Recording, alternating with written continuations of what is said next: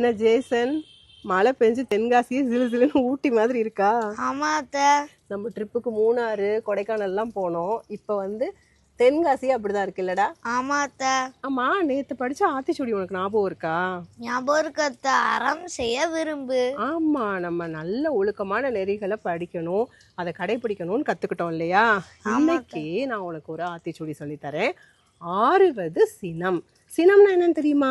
கோபம் அத்தை. இன்னைக்குதான் தமிழ் மேம் சொல்லி தந்தாங்க அத்தை. சூப்பர்டா. சினம்னா கோபம். அழகா உனக்கு தெரிஞ்சிருக்கே.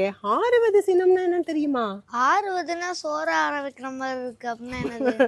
அப்படிதான், நம்ம சுட சுட கொதிக்க கொதிக்க இருக்கிற சோறை தட்டில் போட்டு ஆற வச்சு சாப்பிடுவோம்ல, அதே மாதிரி நம்ம பயங்கரமாக கோவப்பட்டு கொந்தளிக்கும் போது அந்த கோவத்தை ஆற்றணும், குறைக்கணும், அந்த கோவத்தை நம்ம விட்டுறணும். அதை தான் ஆறுவது சினம்.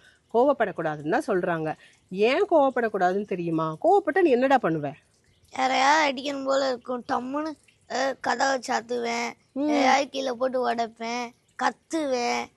இதெல்லாம் பண்ணுவியா நீ? ரொம்ப கோவம் வந்து உங்க பாப்பாவை அடிச்சு வச்சிருவியா? ஆமா அத்தை.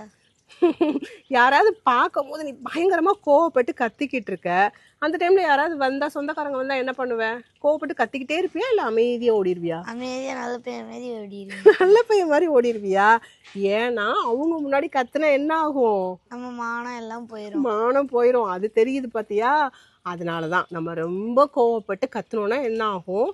நம்ம ஃப்ரெண்டு கிட்ட கோவப்பட்டுக்கிட்டே இருந்தா என்ன ஆகும்? ஃப்ரெண்ட்ஷிப்பே பிரேக் ஆயிடும். நம்ம ஒரு உறவுகள்கிட்ட நம்ம கோவப்படும் போது நம்ம ஃப்ரெண்ட்ஷிப்பே, அந்த உறவே பிரேக் ஆயிரும். ரொம்ப கோவப்பட்டு கத்துனோம்னா நமக்கு தான் என்ன பண்ணுவோம்? கத்துவோம். கத்துனா என்ன ஆகும்? தொண்டை வலிக்கும், தொண்டை வலிக்கும், தலை வலிக்கும், தூக்கம் வராது, எல்லா பிரச்சனையும் நமக்கு தான் வரும். அப்படி சப்போஸ் கோவத்தை காட்ட முடியாதவங்ககிட்ட என்ன பண்ணுவோம்? கோவத்தை அடக்கி வைப்போம். அடக்கி வச்சா என்ன ஆகும்? உன் உடம்பு தான் சரியில்லாமல் போகும். சரியா? அப்போ நம்ம கோவப்பட்டாலும் பிரச்சனை, கோவத்தை அடக்குனாலும் பிரச்சனை.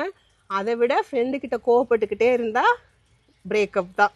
அதை விட மற்றவங்க முன்னாடி கோவப்பட்டா மான மரியாதையெல்லாம் போயிடும். இப்படிப்பட்ட கோவம் நமக்கு தேவையா? தேவையில்ல. அப்போ என்ன பண்ணக்கூடாது? நல்ல பையனா இருக்கணும், கோவப்படக்கூடாது. ஆமா ஜேசன், ஓகேவா? நல்ல பையனா இருக்கலாமா? இருக்கலாம் அத்தை. Okay, thank you. தேங்க்யூ.